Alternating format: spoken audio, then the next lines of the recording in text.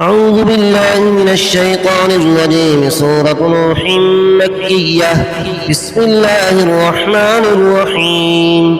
إنا أرسلنا نوحا إلى قومه أن أنذر قومك من قبل أن يأتيهم عذاب أليم. قال يا قوم إني لكم نذير مبين أن اعبدوا الله واتقوه وأطيعون يغفر لكم من ذنوبكم ويؤخركم إلى أجل مسمى إن أجل الله إذا جاء لا يؤخر لو كنتم تعلمون. قال رب إني دعوت قومي ليلا ونهارا فلم يزدهم دعائي إلا فرارا وإني كلما دعوتهم لتغفر لهم جعلوا أصابعهم في آذانهم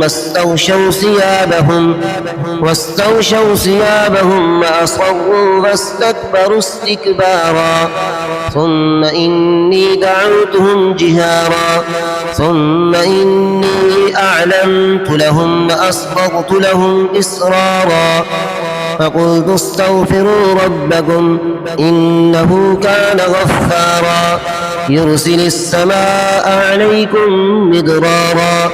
فيمددكم بأموال وبنين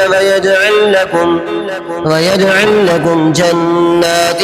ويجعل لكم أنهارا ما لكم لا ترجون لله وقارا وقد خلقكم أطوارا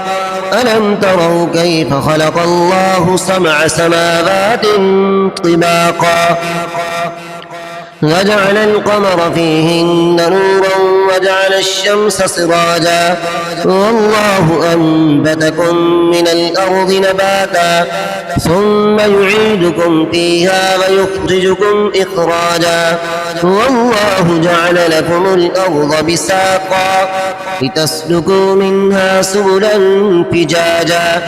قال نوح رب إنهم عصوني واتبعوا من لم يزده ماله وولده إلا خسارا ومكروا مكرا كبارا وقالوا لا تذرن آلهتكم ولا تذرن ودا ولا سواعا ولا يغوث ويعوق ونسرا وقد أضلوا كثيرا ولا تزد الظالمين إلا ضلالا مما خطيئاتهم أغرقوا فأدخلوا نارا فلم يجدوا لهم من دون الله أنصارا وقال نوح رب لا تذر على الأرض من الكافرين ديارا إنك إن تذرهم يضلوا عبادك